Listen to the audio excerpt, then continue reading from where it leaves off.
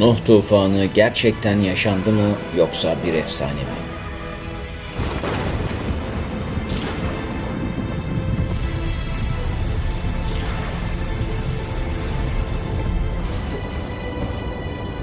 Eğer yaşandıysa ne kadar sürdü?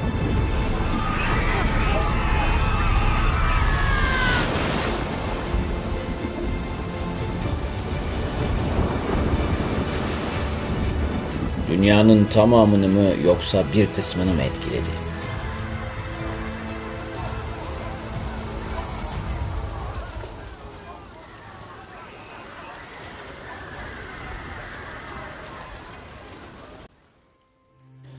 Hazreti Nuh'un inşa ettiği geminin ebatları nasıl hesaplandı?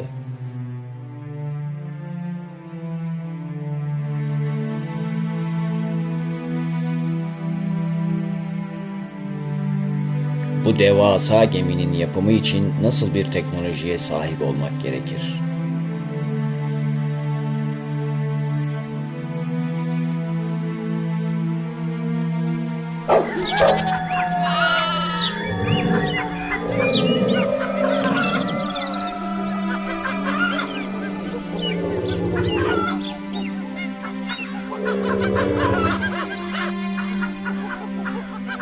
Daha önce hiç duymadığınız bilgiler bu videoda. Sıfırdan bire yolculuğumuz başlıyor.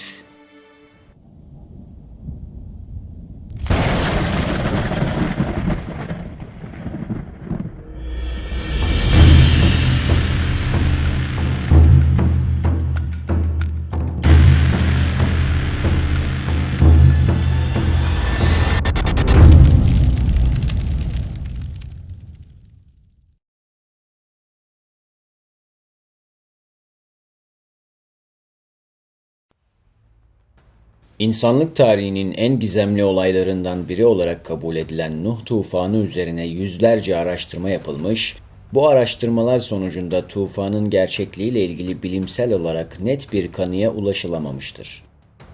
Bununla birlikte büyük tufanın Sümer, Maya, Çin, Kızılderili, Yunan, Babil, Hint ve Hitit kaynaklarının yanı sıra dünyadaki dini inanç popülasyonunu domine etmiş 3 kutsal kitap olan Tevrat, İncil ve Kur'an'da da birbirine oldukça benzer şekilde anlatılması gerçekliğine dair bir ipucu olabilir. Bazı araştırmacılar gibi bu kaynakların birbirinden alıntı yaptığını dahi düşünecek olsak, bu kadar çok medeniyet tarafından kabul görmesi, büyük tufanın bir efsane olarak anılmasını güçleştiriyor. Ayrıca yapılan birçok jeolojik, coğrafi ve tarihi araştırma da Nuh tufanına dair azımsanmayacak kadar deliller getirmekte. Bu videoda ise bizler Nuh tufanını İslami bakış açısıyla değerlendirerek olayı daha önce hiç görülmemiş bir açıdan ele alıp bambaşka bir sonucu gözlerinizin önüne sereceğiz. Az önce bahsi geçen kaynakların tamamında Nuh tufanının tanrı veya tanrılar tarafından insanların yeryüzünde yapmış olduğu bozgunculuk ve aşırılıklar sebebiyle kurgulanmış bir yok etme operasyonu olduğu anlatılmakta. Peki eğer tufanı gerçek olarak kabul edersek dünyanın ne kadarı bu felaketten etkilenmiştir?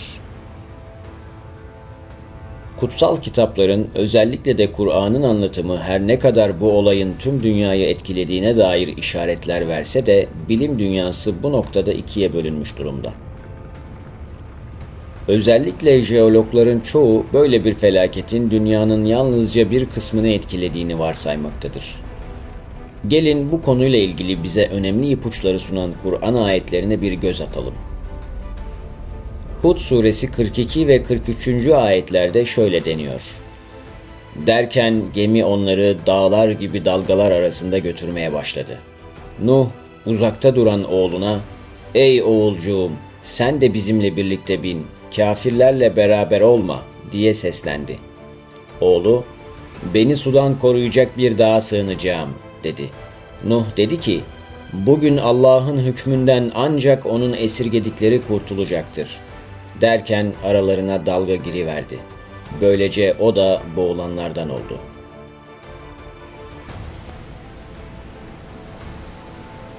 Ayetteki bugün Allah'ın hükmünden ancak onun esirgedikleri kurtulacaktır ifadesi İslam bilginleri tarafından tufanın etki alanına delil olarak gösterilmiştir. Ankebut suresi 15. ayette ise şöyle deniyor: Fakat biz Nuh'u ve gemidekileri kurtardık ve bütün insanlık için bir ibret yaptık. Burada kurtulanlar arasında sadece Nuh'un ve gemidekilerin anılması ve bu olayın felakete maruz kalan sınırlı bir bölge için değil de bütün insanlık için ibret olarak gösterilmesi yine tufanın kapsamı hakkında ipucu vermektedir. Delil olması açısından bu iki ayetten daha güçlü sayılabilecek ifade ise İsra suresi 3. ayette geçiyor. Ey Nuh ile birlikte taşıdıklarımızın soyundan gelenler! Kur'an, Nuh tufanından belki de binlerce yıl sonra insanlara hitap ederken, Nuh'un ve onunla birlikte gemiye binenlerin soyundan gelenler diye sesleniyor. Kur'an'ın indiği dönemde Nuh'un soyundan gelen ayrıca bir kabile veya ailenin bilinmesinin mümkün olmayacağı ve Kur'an'ın genel olarak tüm insanlığa sesleniyor olması göz önünde bulundurulduğunda, ayetteki hitabın da tüm insanlığa yapıldığı ve bu insanların tamamının Nuh'un ve gemideki diğer insanların soyundan geldiği anlaşılıyor. Hud suresi 40. ayette şöyle deniyor: Nuh'a dedik ki, her türden birer çift ile aileni ve iman edenleri gemiye bindir. Her tür ifadesi bütün ırkları kapsayacağından ve Nuh'un yaşadığı bölgede dünyanın diğer bölgelerinde yaşayan türlerin hepsinin bulunmadığını düşünürsek, tufanın dünyanın tamamını tesiri altına aldığı sonucu çıkarılabilir. Tüm bu ayetlerle birlikte Kur'an'da bahsi geçen diğer toplu helak vakalarının tamamında kavmin başındaki peygambere felaketten hemen önce bulunduğu yeri terk etmesi emredilmişken, Hz. Nuh'a bir gemi yapması emredilmiştir. Bu da tufan esnasında üzerinde ikamet edilecek kuru bir toprak parçasının olmadığına delil kabul edilmiştir. Bu ayetleri destekleyecek nitelikteki birkaç bilimsel sonuç da mevcut. Bunlardan en önemlisi ise Pangea haritası. Bilim camiasının Nuh tufanının bütün dünyayı etkileyen bir olay olduğu görüşüne getirdiği en önemli eleştirilerden biri, dünyanın 7 farklı kıtadan oluşmasıydı. Çünkü okyanus hareketliliklerinin birbiriyle olan ilişkileri bunu imkansız hale getirecekti. Ancak 2017 yılının Mayıs ayında Fransız bilim sitesi Le Tour de Futur, dünyanın 300 milyon yıl öncesini yansıtan Pangea, Türkçe adıyla tüm kara haritasını yayınladı. Oldukça ilgi gören bu çalışma, dünyanın uzun bir zaman önce tek kıta halinde olduğunu ve sonradan kıtalara ayrıldığını gösteriyordu. Pangea, Nuh tufanının kıtalar öncesi dönemde olduğuna dair bir kanıt elimizde olmasa da bu eleştirinin geçerliliğini azaltmıştır. Peki Nuh tufanı ne kadar sürdü? Bu konuyla ilgili Kur'an'da net bir bilgi olmamakla birlikte 17. asrın önemli bilim adamlarından Ruudani'nin uydurma ve tekrar rivayetleri önemli ölçüde temizleyerek 14 temel hadis kitabını birleştirmek suretiyle kaleme aldığı Cem'ül Fevaid adlı eserinde naklettiği hadisi şerifte, Hz. Nuh'un Recep ayında gemiye binip bu ayı oruçlu geçirdiğini ve halka da orucu emrettiğini, geminin onları 7 ay boyunca taşıdığını ve nihayet Aşure günü geminin Cudi Dağı'na oturduğunu Peygamberimiz sallallahu aleyhi ve sellem'den nakletmiştir. Tevrat ve İncil bize suyla ilgili tüm hareketliliğin 40 gün 40 gece boyunca devam ettiğini gösteriyor. Sümer kaynakları ise 7 gün 7 gece sürdüğünü söylüyor.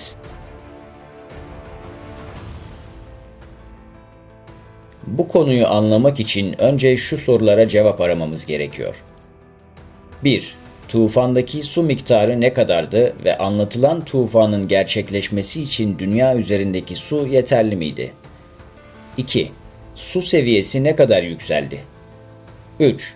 40 gün süren akıl almaz bir tufanın ardından toprağın üstüne basılır hale gelmesi ne kadar sürer? Tufandaki su miktarını tam olarak hesaplamak tabii ki mümkün değil. Ancak bazı ipuçlarından durumun vehameti anlaşılabilir.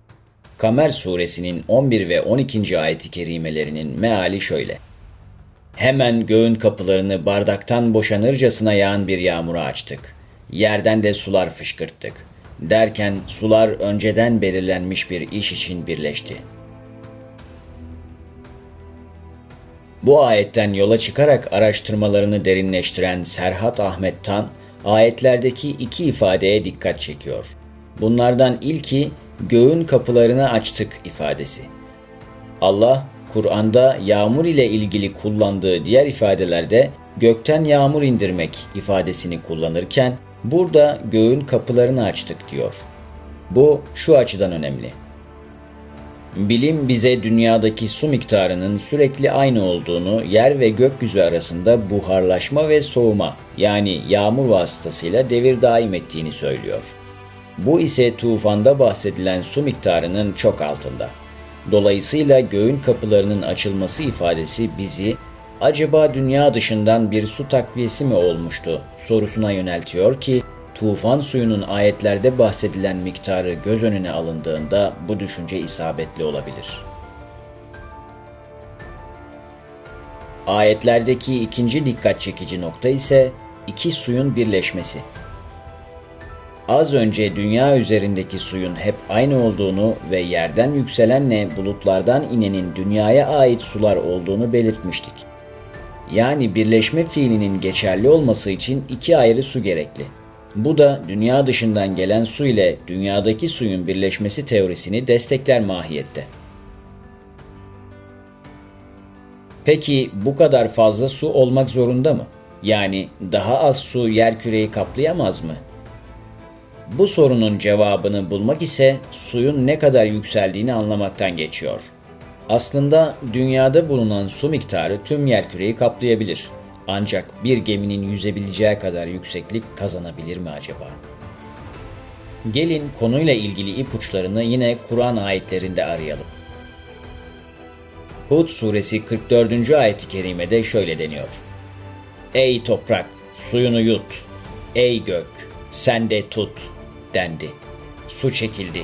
Hüküm yerini buldu. Gemi Cudi'nin üzerine oturdu. Zalimlerin topunun canı cehenneme dendi. Günümüzde Şırnak ili sınırları içerisinde bulunan Cudi Dağı'nın yanı sıra Ağrı Dağı da geminin oturmuş olduğu dağ olabileceği fikriyle anılmakta. Ancak hem ayette ismen geçmesi hem de verileri minimize ederek çalışma isteğimizden dolayı daha alçak olan Cudi Dağı üzerinden konuya eğilelim. Hud suresinin 42. ayet-i kerimesinde derken gemi onları dağlar gibi dalgalar arasında götürmeye başladı ifadesi su seviyesinin ne kadar yükseldiğini açıkça ifade ediyor. Cudi'nin yüksekliği 2089 metre. Ancak bir geminin yüzdükten sonra karaya oturabilmesi için suyun en az 15 metre daha yükseğe çıkmış olması gerekir. Sebebi ise standart bir gemi draftının yani geminin suyun altında kalan kısmının ortalama 10 metre olması. Bu hesaba göre tufan suyunun yuvarlak hesapla en az 2100 metreye ulaşmış olması gerekir. Dolayısıyla dünyanın tamamının bu yükseklikte suyla kaplanabilmesi için gerekli miktarın dünyadakinden çok daha fazla olması gerektiği kesindir. Bu da Serhat Ahmet Tan'ın ayetlerde dikkat çektiği noktaları destekler nitelikte. Gelelim bu kadar fazla suyun yeryüzünden çekilmesi için ne kadar sürenin gerektiği meselesine. Tevrat ve İncil'de 40 gün 40 gece yağmur yağdığı belirtilmişti. Konuyla ilgili hadiste ise gemiye biniş ve iniş arasındaki süre 7 ay olarak veriliyor. Kaldı ki Tevrat ve İncil'de de bu yağmurun hemen ardından yani karaya oturur oturmaz gemiden inilmediğini belirten açık ifadeler var. Eğer Tevrat, İncil ve mezkûr hadisteki bilgilerle suyun miktar ve seviyesiyle ilgili ipuçları birleşirse aslında 3 dinin kaynakları arasında tutarlılık olduğu gerçeği karşımıza çıkıyor. Zira 40 gün 40 gece boyunca hem gökten hem yerden çok yüksek miktarda çıkan suyun tekrar çekilmesinin 7 ayda tamamlanmış olması ve karanın bu 7 ayın sonunda ayak basılabilir hale gelmesi kulağa oldukça makul geliyor. Burada önemli gördüğümüz şu hususu da yanlış anlaşılmaya yol açmaması için belirtmek isteriz. İslami bakış açısıyla değerlendireceğimizi söylediğimiz konuda neden İslam'ın tahrif edildiğini belirttiği Tevrat ve İncil'den de bazı pasajları kullanıyoruz. İslam alimlerinden bazıları bu iki kitabın mensupları tarafından bir kısmının, bazıları tamamının, bazıları ise metinden ziyade tefsirinin tahrif edildiğini savunmuşlardır. Genel kanı ise tamamından ziyade bir kısmının bozulmuş olmasıdır. Tabii ki bir kısmının bozulması ve hangi kısımların bozulduğunun tespit edilemeyecek olması sebebiyle bu iki kitabın tamamı terk edilmiştir. Ancak Nuh tufanı anlatımlarının birçok yönden Kur'an tarafından tabiri caizse tasdik edilmesi, ilgili ayetlerin en azından mana açısından tahrif edilmiş olma olasılığını düşürmektedir.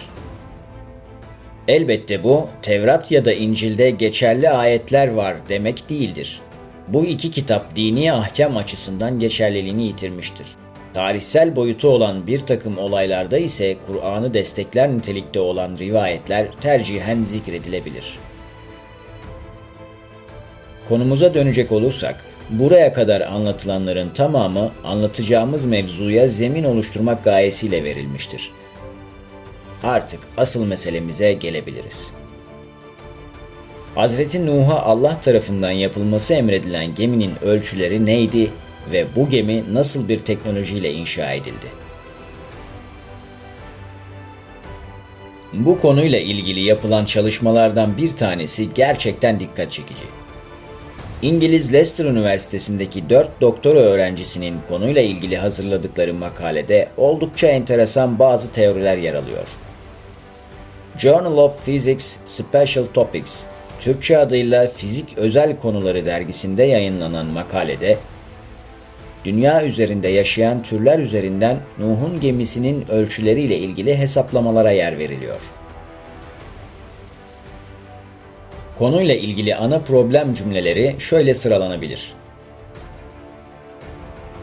1. Dünya üzerinde kaç tür canlı yaşamaktadır? 2. Bunlardan kaçı gemiye alınması muhtemel olan türlerdir? 3. Türlerin tamamının sığması için bir geminin alan ve hacmi ne kadar olmalıdır? Sonuçta ortaya çıkan alan ve hacimde bir geminin inşası nasıl bir teknolojiye muhtaçtır? Yapılan son araştırmalar dünya üzerinde yaklaşık 8 milyon 700 bin canlı türünün yaşadığını gösteriyor ve bunun içerisinde nesli tükenen türler yok. Nuh'un gemisine bu türlerin kaçının bindiğini bilmiyoruz. Ancak bizler gemiyi elimizden geldiğince minimize etmeye çalışacağız. Bu bağlamda deniz canlıları, bitkiler, amfibiler, tek hücreliler gibi türleri sayıya dahil etmememiz gerekiyor. Sonuç olarak bahsi geçen araştırmaya göre gemiye binecek nitelikteki tekil hayvan sayısı yaklaşık 35 bin olarak karşımıza çıkıyor. Her türden erkek ve dişi olmak üzere bir çift alınacağına göre gemiye binecek toplam hayvan sayısı yaklaşık 70 bin olarak hesaplanabilir. Ancak burada şöyle bir problem var. Bu hayvanların kütle, alan ve hacimleri farklılık arz ediyor. Bugünkü şartlara göre yaklaşık olarak değerlendirelim ve diyelim ki en küçük hayvan bir bit olsun. En büyük hayvan ise bir fil. Bu ikisinin arasında binlerce farklı kütle, alan ve hacme sahip hayvan bulunuyor. Yani öncelikle elimizde iki uç ebatın ortalaması olmalı ki sonuçları kolayca değerlendirelim. Leicester Üniversitesi araştırmacıları bu ortalamayı koyun üzerinden değerlendirmiş. Yani gemiye binmesi muhtemel tüm hayvanların kütle, alan ve hacim ortalaması yaklaşık olarak bir koyuna tekabül ediyor. Daha anlaşılır ifadeyle Nuh'un gemisinin boyutları en az 70 bin koyunu barındıracak kadar büyük olmalı. Bir koyunun ortalama ağırlığı 23,47 kilogram olarak kabul edilirse hacmi 0,35 metreküp, standart taşıma alanı ise 0,5 metrekareye karşılık geliyor. Bu rakamlar ışığında geminin kendi ağırlığı hariç yaklaşık 1648 tonluk bir hayvan popülasyonunu taşıması gerekirken minimum 95 bin metrekare alana 24.500 metreküp de hacme ihtiyacı var. Peki bu rakamlar bize geminin yaklaşık büyüklüğünü verir mi? Maalesef hayır.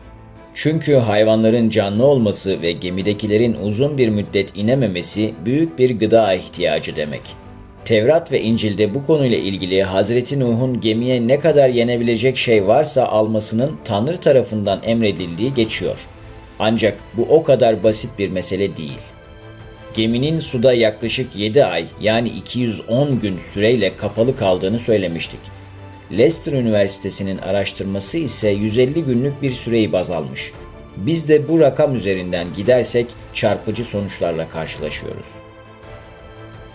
150 günlük periyotta her koyunun günlük 1 kilogram ot tükettiğini varsayarsak 70 bin koyunun toplam ot ihtiyacı yaklaşık 10.500 ton.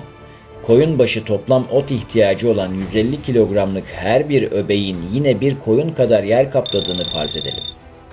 O zaman da sadece otların kaplayacağı alan yaklaşık 35.000 metrekare, hacim ise 24.500 metreküp. Tabii ki ot malzeme olarak daha da sıkıştırılmış ve balık istifi şeklinde muhafaza edilmişse ki öyle olması daha mantıklı, bu rakamlar en azından yarı yarıya düşebilir. Ancak dünyada yalnızca otobur hayvanlar yok. Etçil popülasyonun da besin ihtiyacı karşılanmak zorunda. 70 bin hayvanın üstünkörü bir bakışla yarısının yani 35 bininin etobur olduğunu düşünürsek karşımıza iki seçenek çıkıyor. Ya bu besinler karkas et olarak gemiye alınmalı ya da canlı hayvan olarak. Karkas et olarak hesaplarsak koyunlar için hesapladığımız hacim ve alan hem etçil hem de otçul hayvanları dahil ettiğimizde aynı kalacaktır. Ancak karkas etin hem muhafazasının zorluğu hem de kaybettireceği zaman dikkate alındığında çok mantıklı görünmüyor. Canlı hayvan olarak gemiye dahil edildiklerini düşündüğümüzde ise otların yarısını hesap dışı bırakıp 12.250 metreküp hacim ve 17.500 metrekarelik rakamlara ekstra olarak canlı hayvanların hacim ve alanlarını hatta kütlelerini de eklememiz gerekiyor. Peki 35.000 et oburun besin ihtiyacı canlı hayvan olarak hangi rakamlara tekabül ediyor? Hayvanların günlük tüketeceği besin yine 1 kilogram olsun. 150 günlük periyotta bu, etçiler için yaklaşık 5250 ton ete tekabül eder. Eğer bu et stoğu yine canlı koyun cinsinden yapılırsa ve koyunların kemikleri dahil her şeylerinin tüketileceği düşünülürse, gemiye artı olarak 223.690 adet koyun alınması gerekir. Neslin devamı için alınan 70.000 hayvanı koyun ortalamasıyla hesaplamıştık. Yani toplam koyun sayısı yaklaşık 294.000'i buluyor. Her bir koyunu 23,47 kilogram ortalamayla ele aldığımızda toplam ağırlıkları 6.900 ton ediyor. Bu popülasyonun hacim ve alanı ise yaklaşık 78.000 metreküpe 112.000 metrekare.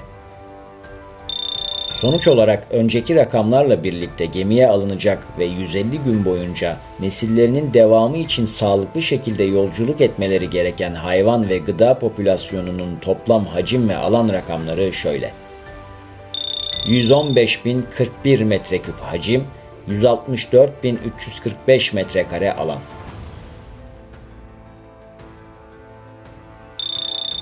Şunu da belirtmek isteriz ki gemideki hem hayvanların hem de insanların gıda ihtiyacı gemide kaldıkları süre için geçerli değil. Zira gemiden inildiğinde tarım yapmaya elverişli olmayan, üzerindeki bütün canlıların öldüğü bir dünya ile karşı karşıya kalınacak. Örnek olarak toprağa ayak basar basmaz insanlar buğday ekseler, ürün almaları yaklaşık 1 yıl sürer. Dolayısıyla gemiye hem hayvanlar hem de insanlar için gemide kalınan süreye ek olarak en az 1 yıl daha yetecek gıda stoğu yapmak şart. Bu da geminin ebatlarını oldukça büyütecek bir unsur. Ancak biz bu parametreyi de araştırmamıza dahil etmiyoruz. Zira bunu dahil etmediğimizde bile ne kadar devasa bir gemiye ihtiyaç olduğunu göstermek istiyoruz. Peki elimizdeki rakamları bize sağlayacak bir geminin ortalama ölçüleri ne kadar olmalı? FIFA ölçülerine göre bir futbol sahasının standart alanı 7140 metrekare.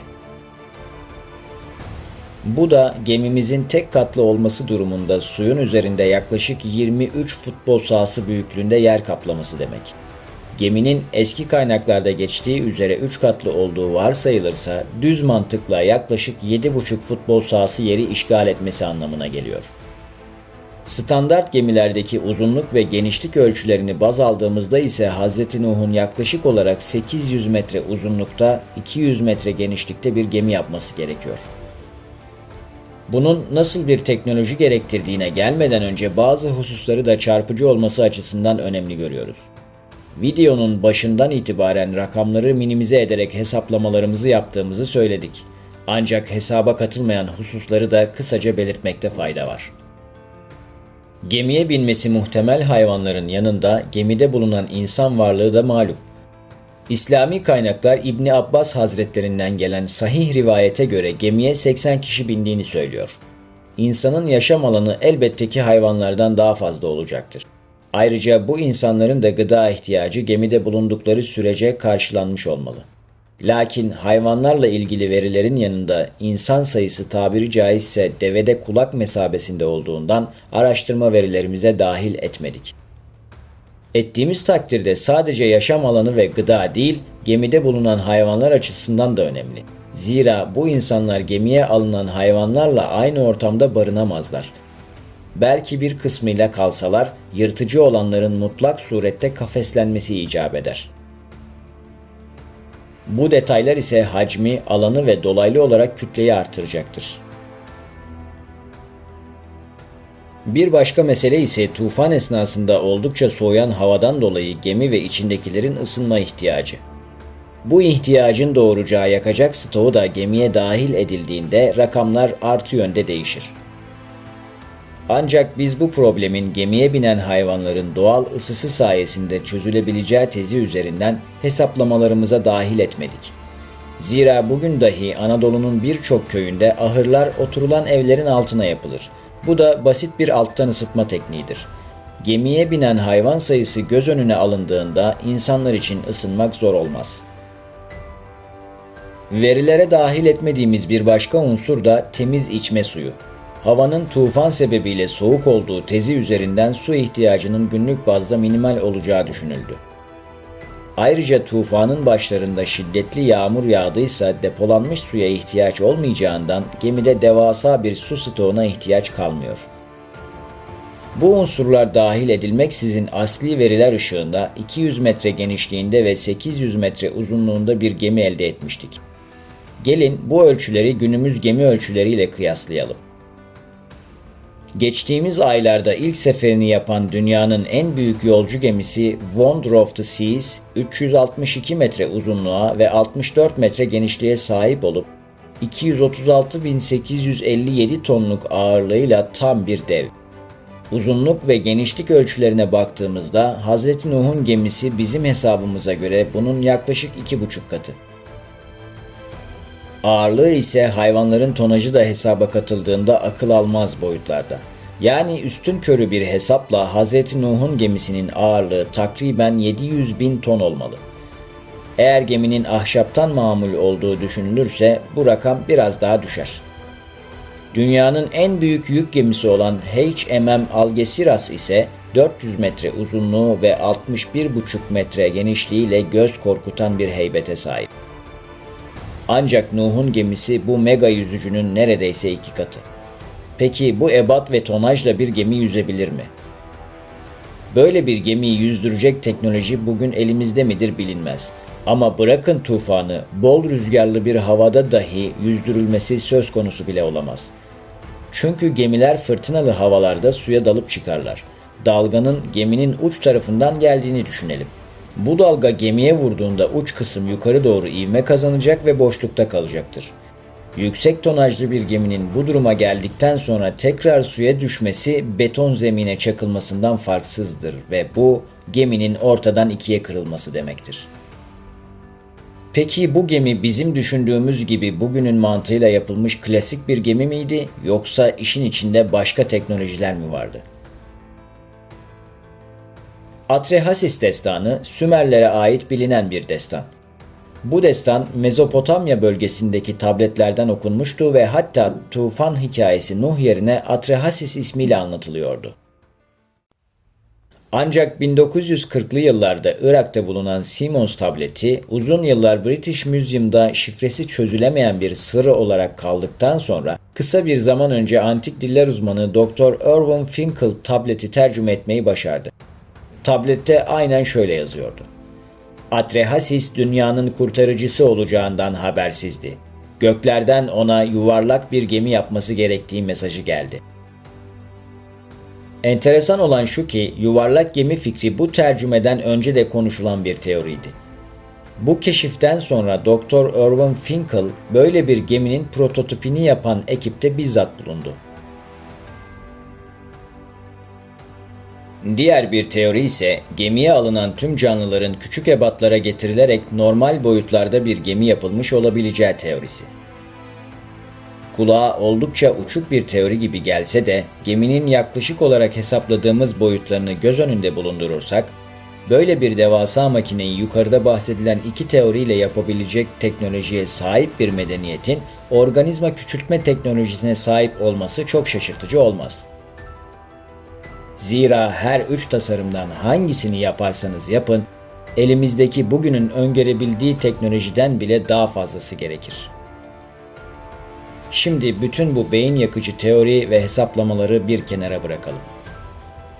Bu boyutlarda bir geminin inşası imkansız gibi görünse de biz Hazreti Nuh'un bu gemiyi yaptığına inanıyoruz. Kamer suresi 14. ayette ise inkar edilmiş olan Nuh'a mükafat olarak verdiğimiz gemi nezaretimiz altında yüzüyordu deniyor. Hud suresinin 37. ayetinde bizim gözetimimiz altında ve vahyimizle gemiyi imal et buyuruluyor. Bu ayetler bize açıkça şunu söylüyor: İnşa edilen gemi kağıttan dahi olsa Allah'ın gözetimi altında oldukça yüzecekti. Zira birçok ayette Allah her şeye gücü yetendir mührü zihinlerimizde yankılanıyor. Sebeplerin izini sürdüğümüz bu videoyu izlerken tüm sebepleri yaratanın kudretini ıskalamamanız ümidiyle. Bir sonraki videomuzda Hz. Nuh'un bu teknolojiye adım adım nasıl ulaştığını gözler önüne sereceğiz. Kalın sağlıcakla.